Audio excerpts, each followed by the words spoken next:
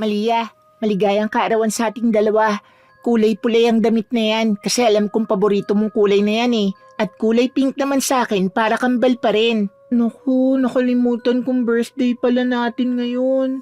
Paano yan eh? Siyempre, may regalo rin akong ipit sa buhok.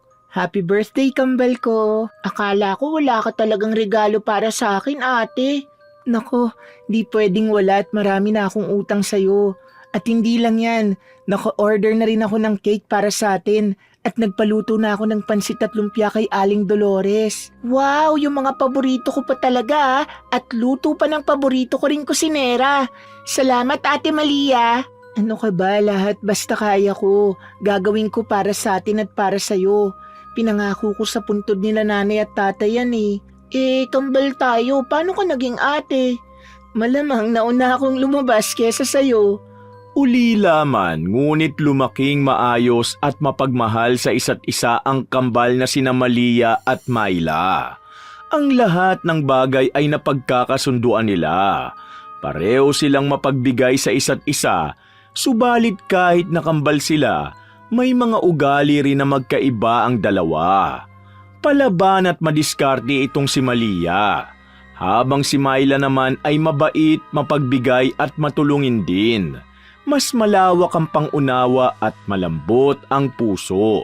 Si Malia ang tumatayong ate sa kanila. Protektado niya ang kapatid mula pa noong mga bata sila. Sakitin at may pagkalampa kasi si Myla, kaya laging napagdidiskitahan dahil sa balat nitong kulay berde sa mukha. Ang tanging palatandaan na siya si Myla. Dahil dito, ang kambal niyang si Malia ay lumaking palaban at malakas para mapangalagaan ang kambal niya. Oh, mag-iisang linggo na yung ubo mo ah. Hindi pa rin nawawala. Hindi mo ba iniinom yung nilalaga kong lagundi para sa'yo?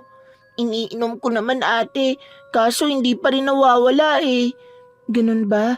Busya, hindi muna tayo magbubukas ng pwesto natin bukas at ipatitingin kita sa doktor.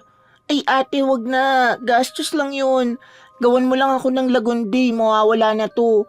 Tsaka, malapit na rin bayaran ng renta sa tindahan. Wala tayong ipambabayad kapag nagpatingin ako.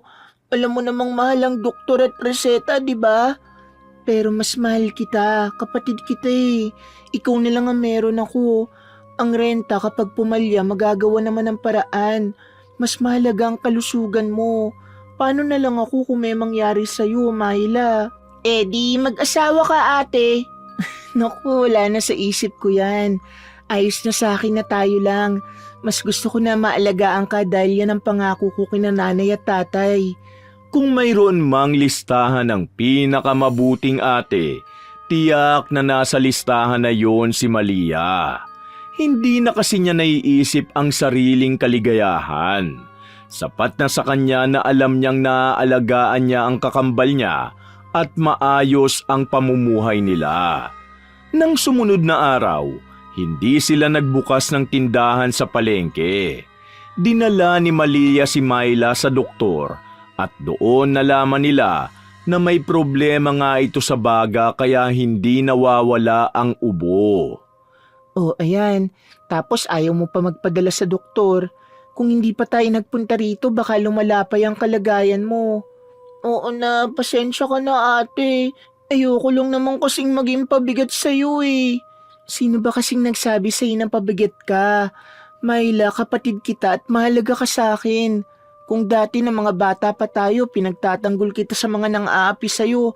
Aba malamang kahit pati sa mga mikrobyo, ipagtatanggol kita. Ate naman eh, nakuha pa magbiro. Hindi, sinasabi ko ang totoo.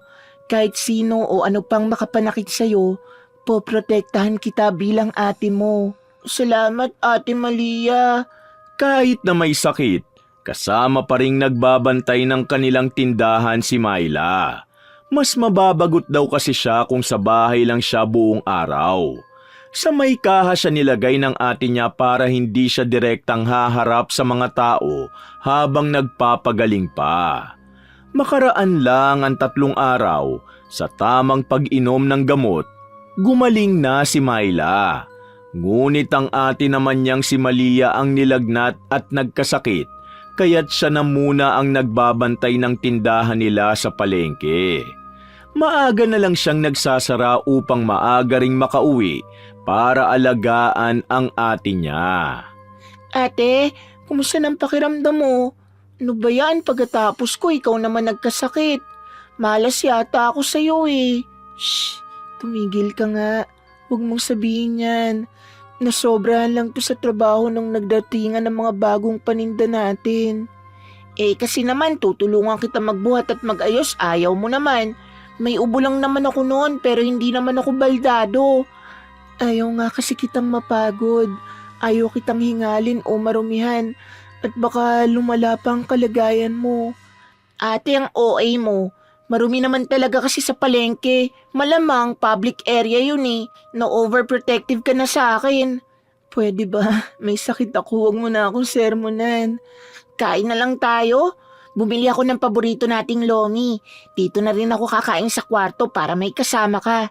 Nood na lang din tayo ng palabas habang kumakain. Sige ba? Kung yan ang gusto mo. Sa kahit na anong sitwasyon, laging pinararamdam ni na Myla at Malia na laging nariyan lang sila para sa isa't isa, na walang ibang tahanan at masasandalan kundi ang bawat isa lang. Magkakampi at magkaalalay sa lahat ng bagay. Pinahahalagahan nila ang kung anong meron sila ng magkasama nang hindi pinagdadamot kahit na oras kapag kailangan nila ang presensya ng bawat isa. Kinabukasan, dahil hindi pa lubusang magaling si Malia, si Myla na muna ang tumao sa tindahan nila.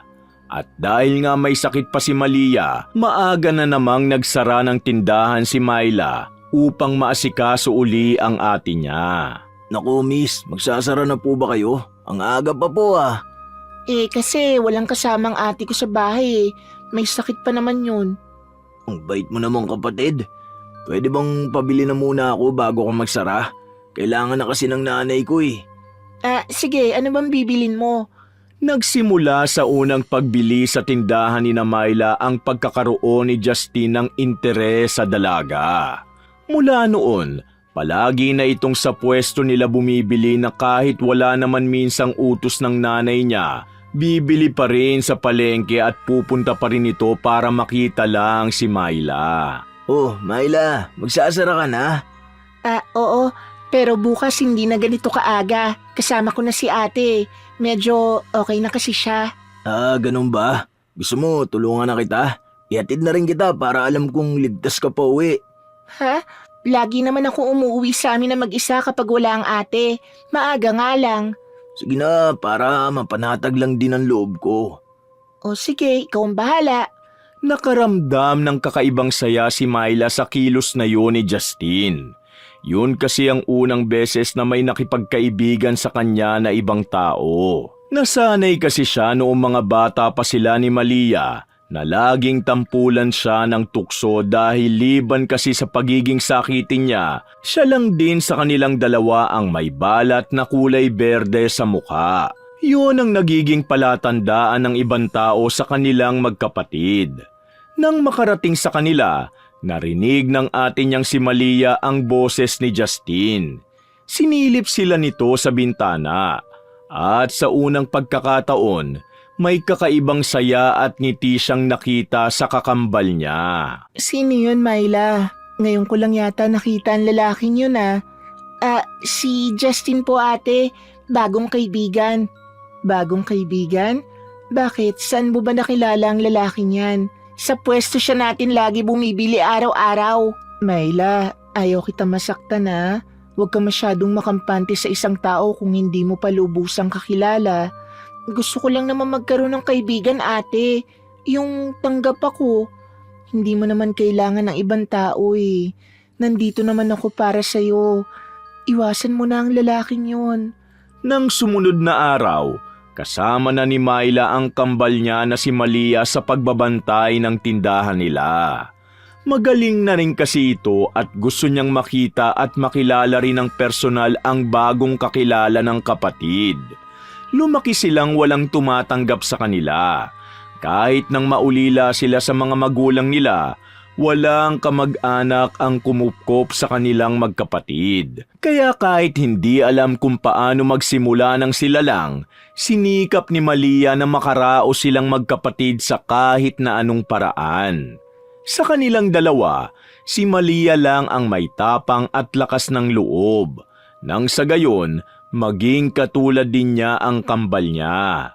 Takot kasi si Myla sa maraming bagay at tanging ang kakambal lamang niyang si Malia ang nagpapatatag ng loob niya na walang imposible basta't kasama nila ang isa't isa. Ate Malia, ikaw na lang dyan sa kaha. Ako na lang po magbabantay ng mga paninda. Ha? Pwede naman kitang tulungan kapag maraming tao. Sige na ate, baka masalisihan pa tayo tsaka mas mahusay ka sa kaha kaysa sa akin. Sigurado ka ba na kaya mo? Ano ka ba naman ate? Oo naman po. Di ba nga ako nagbabantay rito nung may sakit ka? Siya, sige. Hinayaan na lamang ni Malia ang kakambal sa gusto niya. Pansin din niya ang naiibang ngiti sa mukha nito. Bagay na hindi pa niya nakikita sa kapatid noon. Naging napakagiliw ng pag-aasikaso ni Myla sa mga bumibili sa kanila. At nang maggagabi na, pansin niyang parang may inaabangan nitong dumating at panayang labas-pasok nito sa kanilang tindahan habang tumitingin sa mga taong umaalis at paparating. Myla, pasok na natin yung mga panindang nasa labas para hindi tayo mahirapan kapag nagsara tayo mamaya. Ha? Magsasara? Di ba parang maaga pa para magsara tayo, ate? Ano bang sinasabi mo? Pasado 9:00 na, gutom na rin ako. Bumili na lang tayo ng lutong pagkain. Dapat nga 8:00 pa tayo Natagalan lang ako sa pag-i-inventory. Sige, ako na lang ang magbubuhat. Kaya ko naman, ate. Ay hindi, tutulungan na kita para matapos ka agad. Kanina ka pa abala rito. Hinayaan lang kita kanina kasi mapilit ka. Kaya ngayon, ako naman. Napangiti na lamang si Myla habang nakatingin sa kambal niya na si Malia. Ngunit habang nagliligpit sila, panay pa rin ang lingon nito sa paligid niya na para bang may hinihintay na dumating. Ang kanina'y masayang mukha ni Myla biglang tumamlay. Hinayaan na muna siya ng ate niya ngunit nang makapagsara na sila, ganun pa rin ang mukha niya. Kaya tinanong na siya ng ate niya. Kanina pa parang Biyernes Santo yung mukha mo. Ano bang problema mo? Wala, ate. Wala? Kaninang umaga ang sigla mo pa at panay pangiti mo. Pero nang mga bandang hapon na, panay na tingin mo sa labas na para bang may inaabangan ka. Tapos yung mukha mo hindi na maidrawing ngayon. Hinihintay mo ba yung lalaki na yon? Nanliligaw na ba sa'yo yun? Ha? Hindi wala akong hinihintay. Tara na nga, di ba gutom ka na po? Kahit na hindi aminin ni Myla, alam ni Malia na ang lalaking naghatid sa kanya nung nakaraang gabi ang hinihintay niya. Bago sila umuwi, dumaan muna sila sa nagtitinda ng pritong manok para hapunan nilang dalawa. Bumili na rin sila ng kanin para hindi na sila magsaing pag-uwi dahil pareho na rin silang pagod. Malungkot pa rin ang mukha ni Myla at hindi nagbago ito hanggang makauwi na sila. Myla, ikaw na magtimpla ng juice natin at ako na maghahanda ng pagkain natin. Sige po, ate. Ang sarap nitong pritong manok na nabili natin Naalala mo ba dati? Sobrang saya na natin kapag nakakabili na tayo ng 1 piraso tapos pinaghahatian lang natin kasi konti lang ang kita natin sa pagtitinda ng sampagita sa simbahan. Pero ngayon, may maliit na pwesto na tayo sa palengke at napapaayos na rin unti-unti itong bahay ng magulang natin. Kasi nagsikap ka para sa atin, ate.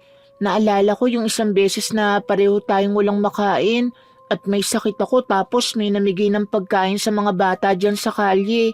Binigay mo sa akin yung party mo kasi may sakit ako. Sabi mo darating ang araw na hindi na tayo magugutom kasi gagawa ka ng paraan. Dahil hindi ko kayang makita ka lagi na lang naiinggit sa ibang bata na kumakain ng masasarap.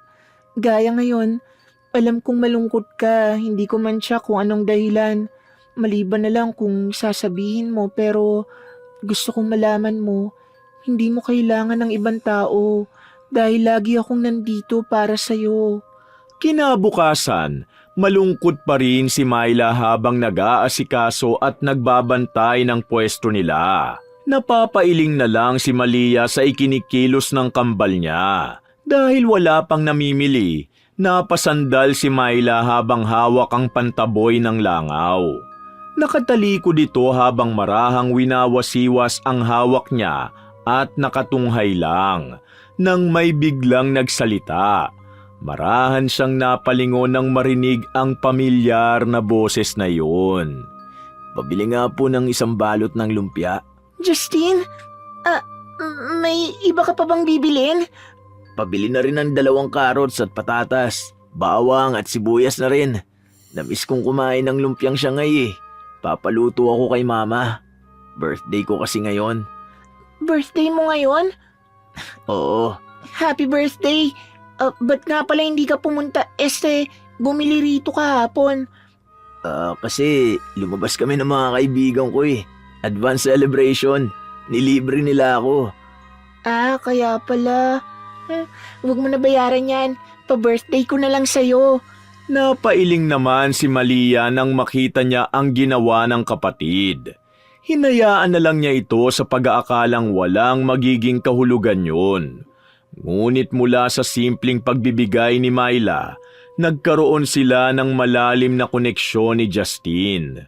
May mga pagkakataon na inaaya na siya ng lalaki na lumabas at pumapayag naman siya. Bagay na hindi niya sinasabi sa kambal niyang si Malia. Ate, pwede bang di muna ako magbantay ng tindahan mamayang hapon? May bibilin lang sana ako.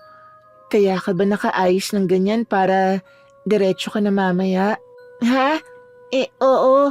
Nakakaya namang lumabas na pampalengke pa rin ang ayos ko, di ba? Alam mo, naninibago na ako sa'yo. Kasi dati gusto mo pareho tayo ng suot. Gusto mo kapag nakaayos ka, nakaayos din ako. May hindi ka ba sinasabi sa akin? Ha? Wala ate. Bakit naman ako maglilihim sa'yo? Tsaka hindi naman sa lahat ng oras kailangan pareho tayo, di ba? Kahit nakambal tayo. Sa bagay, tama ka naman. O siya, basta huwag ka lang magpapagabi ha. Opo ate, pangako. Hindi sinabi ni Myla na makikipagkita siya kay Justin ang araw na yun. Ramdam niya kasing hindi gusto ng kambal niya si Justin, kaya hindi niya na sinabi muna ang tungkol dito. Nagkita sila sa isang mall. Kinakabahan ang dalaga dahil ito ang unang beses na makikipag-date siya. Hindi rin siya mapakali sa pag-iisip kung tama ba ang ayos at itsura niya. Hindi rin siya makapaniwala na niyaya siyang lumabas ng lalaki kahit nakakaasiwa ang balat niya sa mukha habang si Justin ay makikita mo na talagang gustuhin ng mga babae. Myla, kanina ka pa ba? Pasensya ka na at natagalan ako ah. Bagal kasi ng usad ng mga sasakyan sa daan eh. Teka, buti pinayagan ka ng ate mo. Ang totoo niyan, hindi nga niya alam na lalabas akong kasama ka eh. Nagsinungaling ka sa kanya? Ha? Hindi Iba naman yung nagsisinungaling kesa hindi sinasabi. Sa bagay, tara kain tayo. Nagugutom ako eh. Di pa kasi ako kumakain. Huwag ka mag-alala, sagot ko naman. Dahil wala namang alam sa lugar si Myla, hinayaan na lang niyang si Justin ang mamili ng kakainan nila. Nang makakita na sila, umorder sila ng pagkain. Naaliw naman si Myla sa mga kwento ng lalaki sa kanya. Lalo na sa mga papuri at malagkit na tingin nitong parang tinutunaw siya. Nang magbabayad na sila ng kinain nila, napatigil si Justin nang hindi niya makapa ang wallet niya sa bulsa. Hala, nalaglag ko yata o nadukutan siguro ko. Nawawala ang wallet ko eh. Hala, hindi nga. Naku, sige na, hayaan mo na. Ako na lang magbabayad. Talaga ba? Naku, nakakahiya naman sa'yo. Ano ka ba? Ayos lang. Dahil sa saya ni Myla habang kasama niya si Justin, Hindi na niya namalaya ng oras. Ang sabi niya sa ate niya, lalabas lang siya dahil may bibilin. Ngunit nauwi sa panlilibre niya kay Justin. Nagpabili kasi ito ng kape at isang piraso ng damit na sinabing babayaran na lang niya sa susunod na pagkikita nila. Pati pamasahe ng lalaki pa uwi, si Myla na rin ang nagbigay. Umuwi siya ng bahay nang walang dala at gabi na ring nakauwi. Alam mo ba kung anong oras na, ha Myla? Kailan ka pa natuto magsinungaling sa akin? So naglilihim ka na ngayon. Sabihin mo, saan ka nang galing? Ate, wala. Namasyal lang ako. Kumain tsaka nag-ikot. Talaga, Myla? Sige, kung nagsasabi ka ng totoo, tingnan mo nga ako sa mata at ulitin mo sa akin ang sinabi mo. Lahat na lang ba talaga dapat alam mo? Lahat na lang ba kailangan ipapaalam ko sa'yo? At lahat ba kailangan aprobado mo bago ko gawin? Hindi ba ako pwede maging malaya kahit minsan, ate? Nagulat si Malia sa inasal at sinabi ng kambal niya sa kanya. Ito ang unang beses na tinaasan at pinagsabihan siya ng gano'n ng kapatid niya. Nabigla siya dahil hindi gano'n ang Mylang kilala niya. Hindi na muna siya pumasok ng kwarto. Pinalipas muna niya ang ilang sandali bago pinuntahan para kausapin ng maayos ang kapatid. Myla, pwede ba tayong mag-usap? Kung pagagalitan mo lang din ako, wag na lang. Pasensya ka na kung pakiramdam mo parang kinokontrol na kita. Gusto ko lang matiyak na okay ka. Alam mo namang higit sa sarili ko, mas mahalaga ka. May nagsabi sa akin nakita ka raw na may kasamang lalaki sa mall. Si Justin ba yun? Kung hindi na kita mapipigilan, isipin mo palagi na kahit anong mangyari, unahin mong mahalin ang sarili mo. At kilalanin mo muna ang tao bago ka magtiwala. Ayaw kitang masaktan, Myla. Naging tahimik lang si Myla ng mga oras na yon. Nang sumunod na araw ay humingi siya ng paumanhin sa ate Malia niya at nangakong magpapaalam na ito sa susunod. Ang unang pagkikita ni na Justin at Myla ay nasunda ng ilang beses. Nanibago rin si Malia dahil kung dati sa lahat ng bagay ay siya ang kasama, kausap at kahati ni Myla, ngayon hindi na. Ang atensyon na dati ay sa kanila lang, napunta na ito kay Justin lahat. Hindi nga nagtagal, naging opisyal nang magkasintahan sina Myla at Justin. Nawalan na rin ng oras si Myla sa kakambal niya. Myla, magbihis ka na at magsisimba tayo. Naku, pasensya ka na ate ha. Susunduin ako ni Justin ngayon eh. Ipapakilala niya na ako sa nanay niya. Lagi na lang yang si Justin ang kasama mo. Hindi ko nga maalala kailan ako formal na kinausap niyan para ligawan ka eh. Ate mo pa rin ako. Ano ka ba ate? Sa magulang lang nagpapaalam. Kaso wala tayo nun. Myla! Malia, magandang araw. Ilalabas ko sana si Myla. Hindi na sinagot ni Malia si Justin. Pumasok na ito sa kwarto para makapagbihis. Nauna na siyang umalis sa mga ito dahil bumibigat lang ang nararamdaman niya kapag nakikita niya ang mga ito. Sa isang bahagi kasi ng puso niya ay nararamdaman niyang nasasaktan siya at nagseselos dahil hindi na siya ang inuuna ng kapatid niya. Subalit alam din naman niya na hindi niya pwedeng pigilan ng kapatid na magmahal at pangarapin na magkaroon ng sariling pamilya balang araw. Sadya kasing napako na siya sa ipinangako niya sa puntod ng kanilang mga magulang na sa lahat ng bagay, lagi niyang uunahin ang kapatid niya. Kaya nang magsimba siya, hiningi niya sa Diyos na sana matanggap niya na hindi habang buhay sa kanya lang iikot ang mundo ng kambal niya. Alam mo ate, sobrang saya ko kasi pinakilala ako ni Justin sa mama niya. Mahal niya talaga ako ate at mahal ko rin siya sobra. Mukhang mahal na mahal mo nga. Padalan mo ba naman palagi ng gulay ang mama niya halos araw-araw? Nagpagastos ka pa noong nakaraan nung muntik nang makulong ang mama niya dahil sa scam issue na sabi nila hindi naman totoo. Nadamay pa nga ang pera ko eh. Tapos hindi pa nagbabayad hanggang ngayon. Magiging asawa ko naman si Justine. Kapag nagkatuluyan kami, kaya ko naman ang unti-unting magbayad nun sa'yo. Asawa? Bakit? Niyaya ka na ba? Ano bang pakilala ni Justine sa'yo sa mama niya? Hindi pa naman siya nagyayaya. Pero alam ko, dun din papunta yun. Tsaka, pinakilala niya ako sa nanay niya na ako yung tumulong sa kanya dun sa scam issue. Ano? Yun lang? Akala ko pa naman pinakilala ka bilang girlfriend o pakakasalan ka. Sinasabi ko na nga ba iba talaga ang kutob ko sa lalaking yan nung una pa lang. Isang gabi, habang pauwi na ang magkapatid galing sa kanilang tindahan, sumaglit sila sa suki nila na lagi nilang binibilhan ng pritong manok.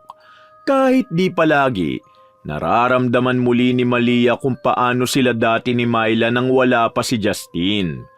Ngunit nawala ang ngiti sa mukha nila nang pareho nilang makita si Justine na may kasamang babaeng buntis at hinalikan pa ito sa labi. Nakita sila ni Justine, ngunit binawi agad nito ang tingin sa kanilang dalawa at lumihis ng daan sabay akbay sa babaeng buntis na kasama niya. Para namang gumuho ang mundo ni Myla sa nakita niya. Saka nito binuhos ang galit at sama ng loob niya nang makauwi na sila sa bahay. Sinungaling siya! Sinungaling siya, ate! Niloko niya ako! Pinaglaruan niya lang ang damdamin ko at pinaniwalang mahal niya ako! Hayaan mo na siya. Hindi siya nararapat sa pagmamahal mo. Hindi ang gaya niyang iniiyakan, Myla. Pero ate Malia, mahal ko si Justine. Siya lang ang tumanggap at nagmahal sa akin sa kabila ng itsura ko.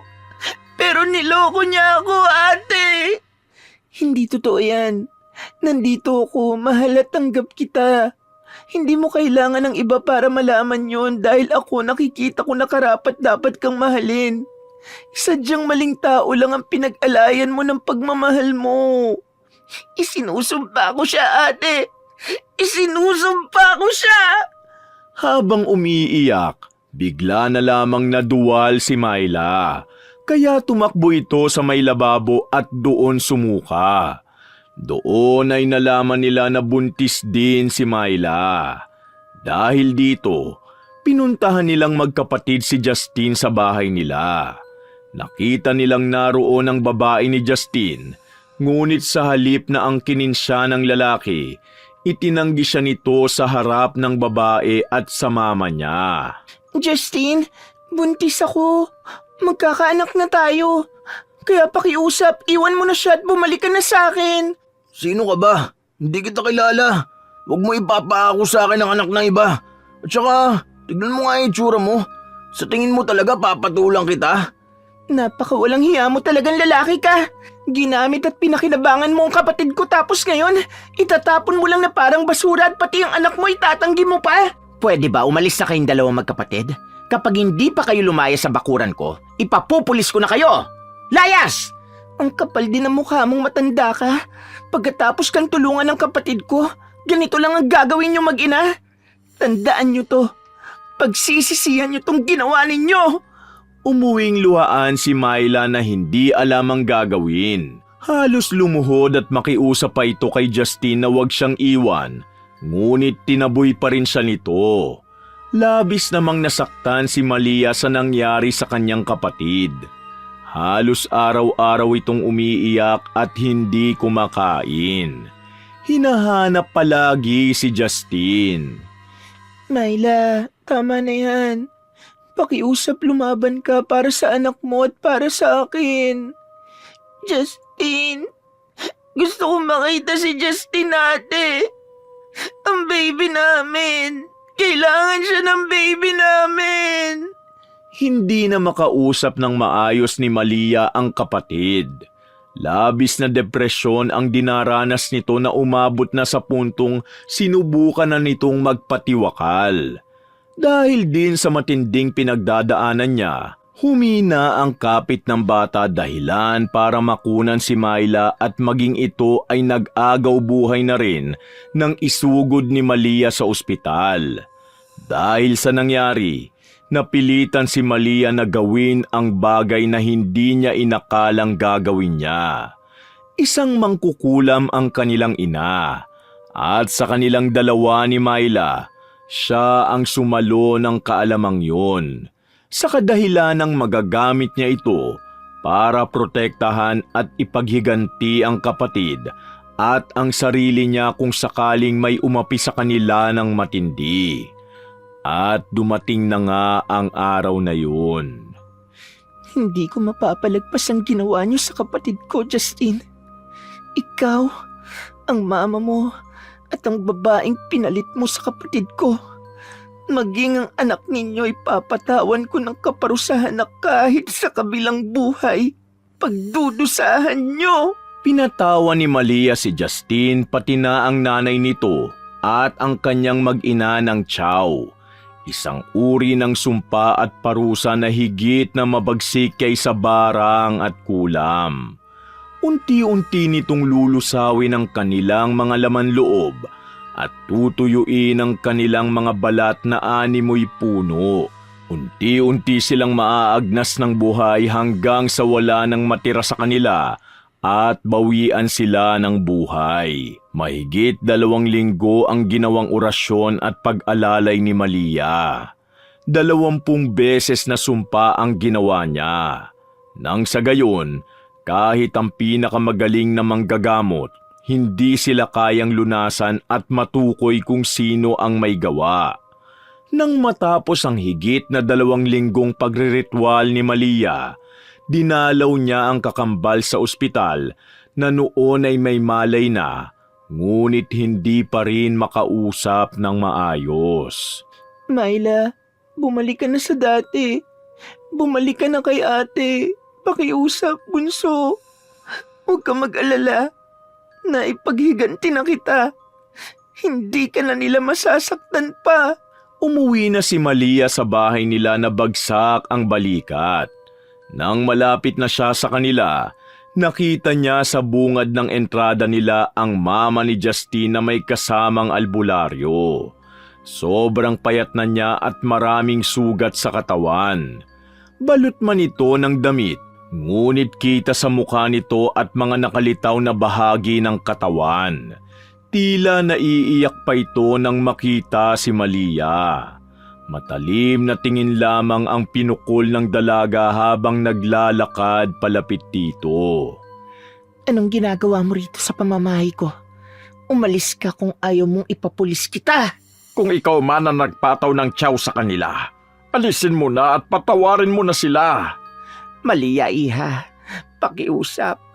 Kung ikaw man ang may gawa ng nangyayari sa amin ng anak ko, bawiin mo na. Namatay na si Daisy at ang anak nila. Sobrang nade-depress ngayon ang anak ko sa nangyari sa mag-ina niya tapos hindi pa siya gumagaling sa sakit niya na parehas lang din sa akin at kay Daisy. Pakiusap, bawiin mo na, Malia. Ano bang pinagsasabi mo? Wala akong alam sa sinasabi mo. Kung ano man yung kamalasang nangyayari sa inyo, nararapat lang yan dahil sa ginawa niyo sa kapatid ko. Nakuna ng kapatid ko at nawala sa sarili dahil sa anak mo. Kaya dapat lang na mamatay kayong pareho ng anak mong manluloko at manggagamit. Mangkukulam ka! Alisin mo ang ginawa mo sa amin ng anak ko! Alisin mo! Umalis ka rito, baliw! Nagdala ka pa talaga ng albularyo rito? Nasisiraan ka na! Umalis na lang ang nanay ni Justin nang iwan siya ni Malia sa labas nang walang napala. Naglaho naman ang lungkot at saya sa puso ni Malia. Saya dahil naiganti niya na ang kakambal at lungkot dahil sa masaklap at masakit na nangyari rito. Gayunpaman, hindi sinukuan ni Malia ang kanyang kakambal. Gaya ng ipinangako niya rito at sa kanilang mga magulang, aalagaan niya si Myla hanggang sa nabubuhay siya. Dinalaw niya muli ang kapatid ng sumunod na araw. Nagsara lang siya ng maaga gaya ng dati upang mapuntahan ito. Tulog ito nang makarating siya sa kwarto nito sa ospital. Myla, nagdala ko ng pritong manok na paborito natin, oh. Gising ka na dyan. Lagi na lang malungkot si ate kasi lagi na lang ako mag-isa. Miss ko nung kumain kasama ka. Ate? Myla? Ay, salamat naman at gising ka na. Nandito lang ako. Hindi ako aalis sa tabi mo hanggang sa gumaling ka. Makaraan ng ilan pang araw, bumuti na ang pakiramdam ni Myla. Nasaktan siya sa nangyari sa anak niya, ngunit natanggap na rin niya yon kalaunan. Nakwento rin ni Malia sa kambal na si Myla ang nangyari kay Justin, pati na sa nanay nito at sa babaeng nabuntis niya rin. Hindi na sinabi ni Malia sa kakambal na siya ang may gawa noon dahil siya at ang kanilang ina lamang ang nakakaalam na siya ang pinasahan ng lihim na karunungang itim. Binintam pa talaga sa yung nangyari sa kanila. Karma ka mo yun. Baka nga may ibang niloko at ginamit pa sila kaya nangyari sa kanila yon. Bumalik lang sa kanilang ginawa nila. Oh, kumalma ka na. Ang mahalaga maayos ka na at nakarma na sila sa mga ginawa nila. Sa ngayon, gusto ko magsimula ulit tayo. At pakiusap lang, kung magmamahal ka ulit, kilatisin mo muna ha. At ikaw, huwag kang bigay ng bigay. Bigyan mo ng halaga ang sarili mo, Myla. Gaya ng pagpapalag ako sa'yo. Opo ate, patawad po sa katigasan ng ulo ko. Pangako ko sa'yo, hindi na mauulit ang ginawa ko. At makikinig na ako sa'yo. Bumalik sa dati ang pamumuhay ng kambal. Sinikap nilang magsimula muli matapos malampasan ang isa sa pinakamatinding pinagdaanan nilang dalawa. Wala na rin silang naging balita kina Justin at hindi na rin ito inalampa ni Myla. Dahil sa nangyari, napagtanto nilang pareho na sa huli, ang isa't isa pa rin ang babalikan nila at magiging takbuhan. Kahit ano paman ang mangyari. Wakas!